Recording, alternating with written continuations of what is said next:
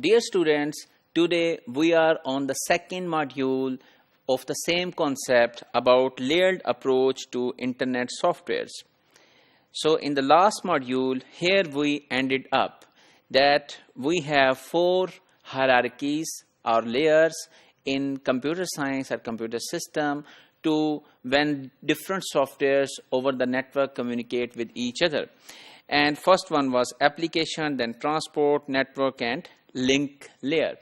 So basically these layers are present on both sides of the communication network. So for example, if a server at Lahore wants to send some packet to a server or computer at Switzerland, so the sending will be done from top to bottom. Like first the application layer will prepare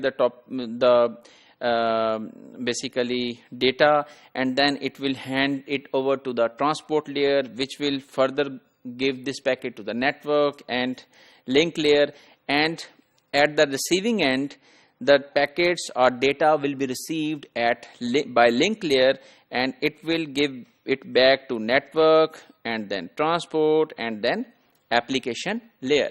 So we will discuss it in further details. So basically, first of all, what is an application layer? Application layers are software like clients and servers.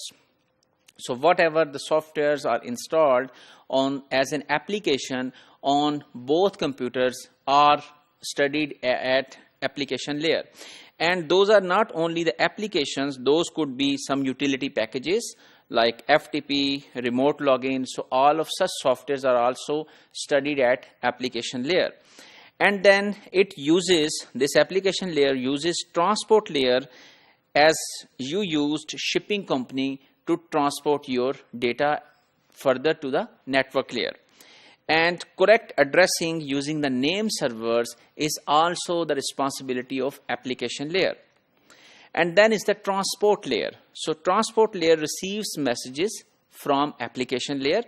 Check whether the messages are properly formatted and accurate, and transmission over the internet. It divides the main basically work of the transport layer is to divide long messages into small data, which is sometimes called packets.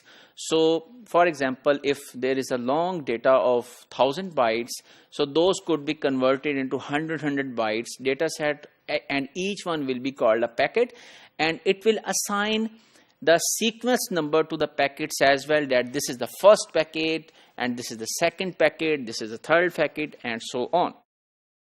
And then hands over packets to the next layer, that is called network layer.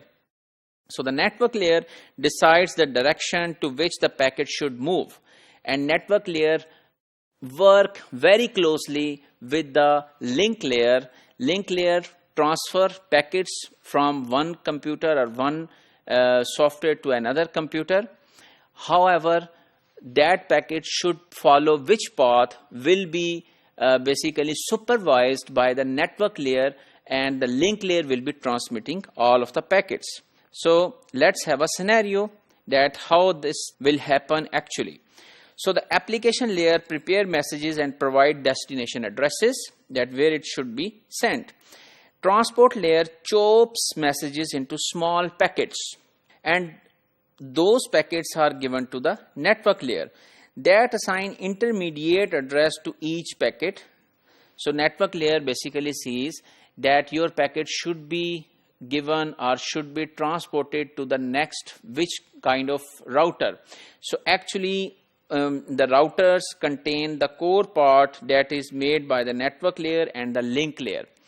Then the link layer is transferring the packets from one router to another router, and then network layer is basically supervising the link layer that next time this packet should go where, by using the forwarding table, which we learned in one of the previous modules. And these steps could be multiple. So for example, there could be such 50 steps to actually reach your packets to the destination.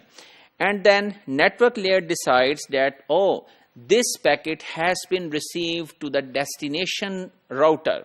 So the network where this was pointing, so that has been reached. So at that point, network layer gives that packet back to the transport layer, and then transport layer, after collecting packets and reassembling all of the packets in a sequence and making the whole message, and then that is given back to the application layer. So if we summarize today's topic, we have learned application layer, transport layer, network layer, link layer, and we have seen a practical scenario as well.